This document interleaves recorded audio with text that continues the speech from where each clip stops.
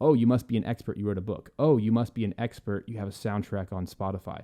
Oh, you must be an expert. You have a website. Oh, you must be an expert because there's a picture of you holding a baton conducting an orchestra.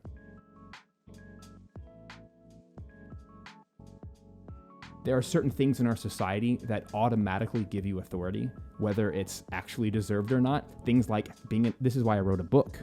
Besides just helping people, there's a reason. I've said this before that, the first 6 letters of the word authority are author, right? Authority. That is one that people don't think about enough. Just the simple perception of someone going to your website or going to your social media profile and you're conducting an orchestra instantly elevates you above thousands of composers. Even if you're not even good, the perception, right? This is branding. This is marketing. It's this idea. You don't want to be fake or inauthentic, but if this is part of your wheelhouse and you want to do live orchestral sessions, get your feet wet and go conduct an orchestra for 5 minutes. Do something, right? There's so many ways that we can build that credibility. But yes, just kind of, zooming out, I believe, and now that I've heard it from so many A-list composers, I think half of your work, especially starting off, maybe even more than half, can come working with other composers.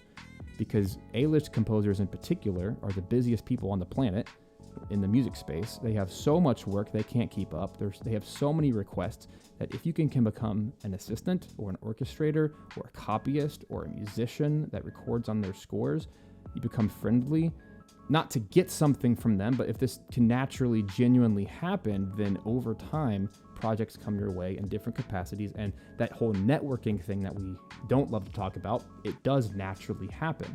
And over time, like in my case, I'm not an overnight success by any means. I've been doing this for 15 to 18 years, depending on how you call my start.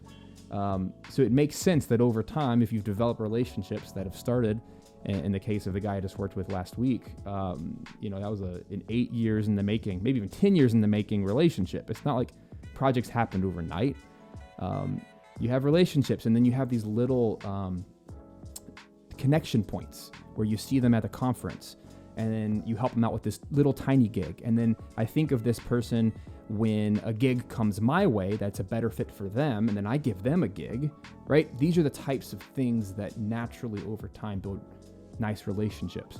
And this is all just in the composer space, that a lot of work can come from there.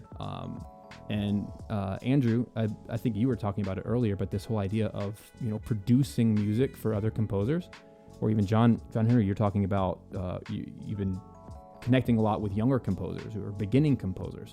These are people who need help. They need coaching. They need they need some ears to listen to their music, to give them feedback. And there are often times that can turn into some paid work.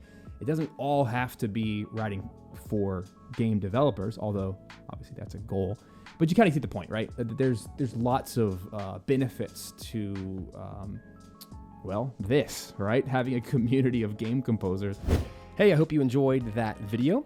If you'd like to learn more about how to become a video game composer, I hope you will come check us out at Video Game Music Alliance. The best way to do that is to download our free guide, 25 questions every composer asks to become a video game music composer. So check out the link in the description below, and you can download this free guide.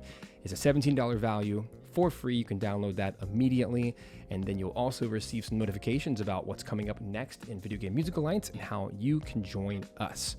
Hope you guys enjoy that guide, and I'll see you in the next video.